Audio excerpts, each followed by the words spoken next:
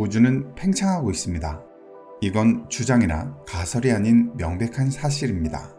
사방으로 빠르게 멀어지는 은하들의 움직임, 빠르게 팽창하며 낮고 고르게 식는 우주 전역의 배경 복사 등이 이를 증명하죠.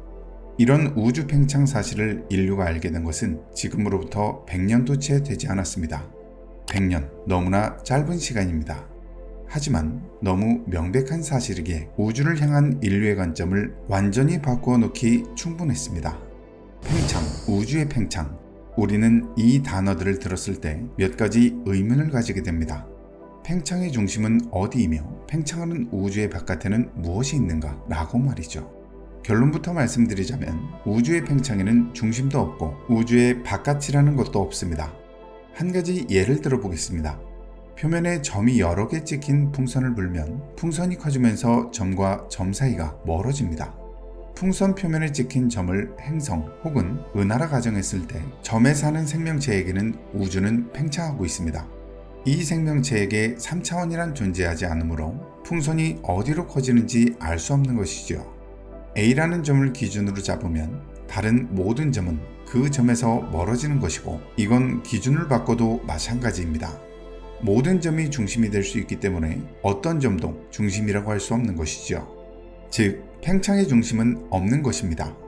그렇다면 한번 바꿔 말해 우주의 팽창 속도를 알 수 있다면 우주의 역사가 시작된 순간이 언제인지 알 수 있을 것 같은데요. 하지만 여기서 한 가지 문제가 생깁니다.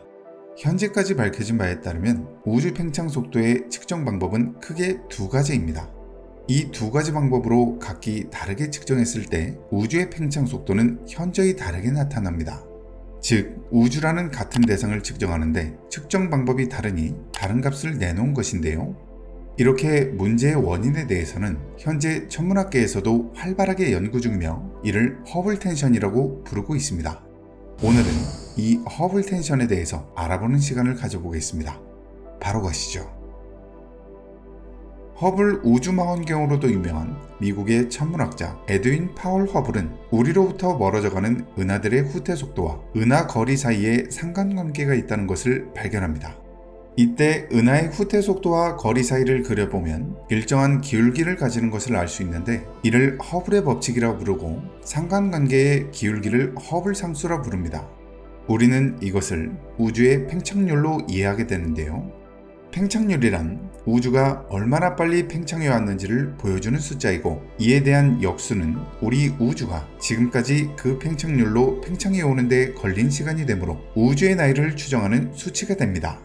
즉, 허블 상수를 이용해 우주의 나이를 추정하는 것이죠. 참고로 허블 상수를 이용해 추정하는 우주의 나이는 137억 년 정도이고 오차 범위는 10% 정도입니다. 이러한 허블 상수를 측정하는 방법은 크게 두 가지입니다. 변광성과 초신성의 관측을 통한 측정과 우주 배경 복사를 바탕으로 하는 측정이죠. 전자는 각각의 거리에 있는 은하들의 후퇴 속도와 거리를 비교합니다. 우주의 시공간이 고르게 팽창하고 있다는 것을 전제로 하기 때문에 각 은하까지의 거리와 속도를 관측, 비교하면서 우주 팽창률을 계산할 수 있는 것인데요. 은하들의 실제 움직임을 관측하는 방법이기 때문에 우주 팽창률을 가장 직관적으로 알 수 있습니다. 후자는 우주 공간에 남아있는 잔열, 즉 우주 배경 복사의 분포를 파악하는 것입니다.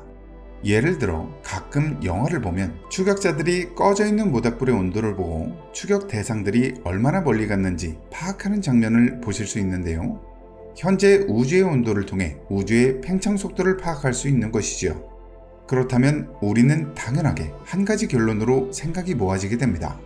다른 방법으로 조사했지만 같은 대상이기 때문에 결과값도 같을 것이다 라는 지극히 당연한 생각을 말이죠. 하지만 결과값은 확연히 달랐습니다. 그렇기에 과학자들을 혼란에 빠지게 만들기 충분했죠. 지금부터 그 내용에 대해서 한번 알아보겠습니다. 바로 가시죠. 허블 상수를 결정하기 위해서 지금까지 여러 방법이 사용되었습니다. 1990년 발사된 허블 망원경을 통해 측정값은 약 초속 73km/의 값으로 수렴했지만 2000년대 이후 우주 배경 복사 측정을 기반으로 한 측정값은 초속 67.7km/에 수렴했습니다.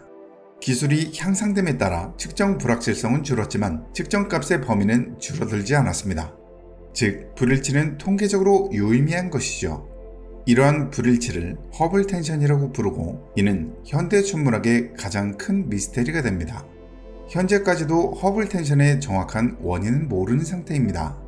2021년 내셔널 지오그래픽이 허블 텐션 불일치의 원인은 알 수 없으며 우주론 원리가 실패하면 허블 상수와 허블 텐션에 대한 기존 해석을 수정해야 한다라고 발표까지 했으니 말이죠.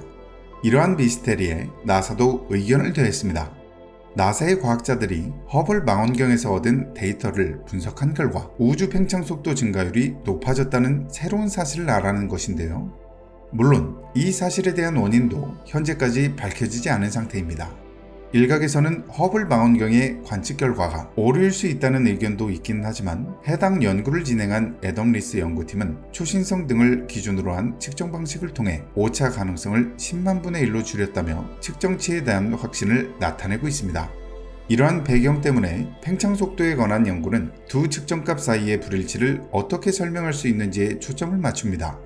가장 유력한 가설은 우주의 팽창 속도가 초속 속도에서 역산한 것보다 더 빠르게, 즉 예상보다 더 빠르게 팽창한다는 것이죠. 이에 대한 원인으로 암흑물질이 제시되었지만 암흑물질의 존재 자체가 유추될 뿐 알려진 것은 거의 없는 미지의 물질이기 때문에 과학자들도 추정만 하고 있는 상황입니다. 지금까지는 컨텐츠를 준비하면서 비교적 명확히 밝혀진 사실이나 주장을 이해하시기 쉽게 전달드렸지만 오늘의 컨텐츠는 조금 결이 다를 수 있습니다.